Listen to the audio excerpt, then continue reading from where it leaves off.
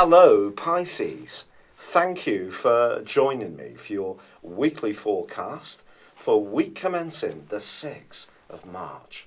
A sensational link between the Sun in your sign and Pluto, the planet of transformation, gives you an awesome opportunity to shape your own destiny this week. This is one of the most enabling of all angles. The Sun is asking you to really invest in your individuality, your creativity. Pluto's been influencing your outlook in terms of your long-term plans and also even your ideals for some years now, since 2008. But with the two working so well together, not only can you initiate things, you get the picture of what you want to work towards. And that's a lovely situation to be in. Now, it just so happens that, of course, last week, Pluto was clashing with Jupiter, and that's going to continue this week and beyond.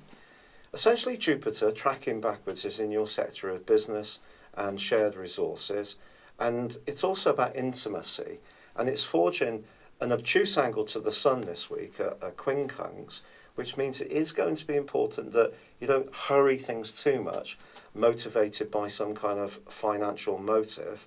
And Jupiter also angles to Pluto.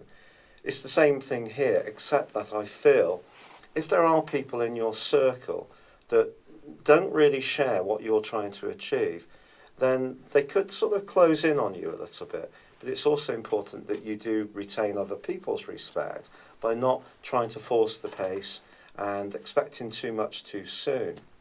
Now, Mercury, of course, the planet of communication, continues in your sign as well. And that's helping you to think on your feet, to be fluid and flexible in your approach, which is great.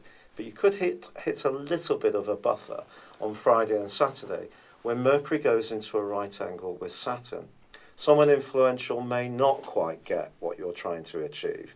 They could be a bit down on you, pour some cold water on a great idea you have, or perhaps just not get it. And that could make you feel a little dispirited.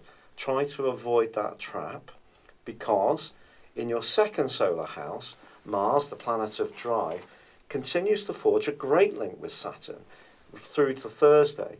So as long as you are working very, very hard, you've done your research, and you're explaining things to people in a clear way and a meaningful way, you're not sort of blinding them with science or any kind of woolly thinking, that isn't going to receive the kind of responses you want.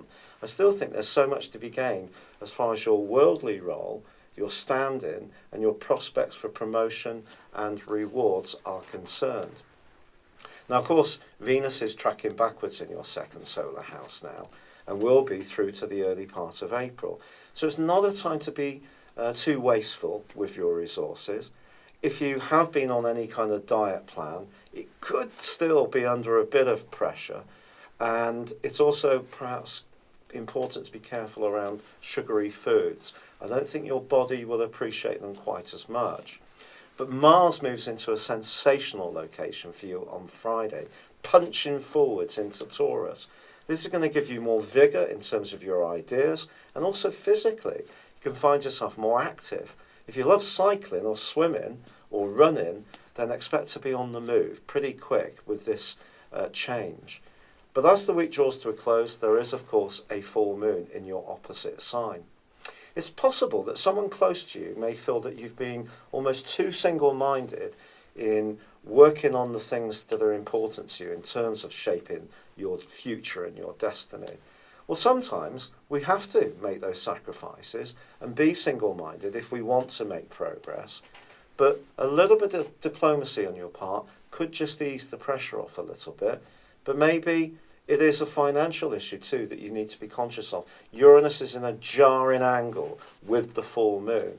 Someone could confront you with their view of a situation or surprise you, and their values may be different to what you thought. In general, this full moon suggests it's not a good time from the end of this week for 2 weeks to take your closest of relationships for granted. But I certainly think your friendships, as long as there's unity of purpose and there's not any jealousy around finance or any big gestures being made, I think that things are looking generally extraordinarily bright for you. It's been a real pleasure being with you. Thank you for joining me. Good luck and goodbye for now.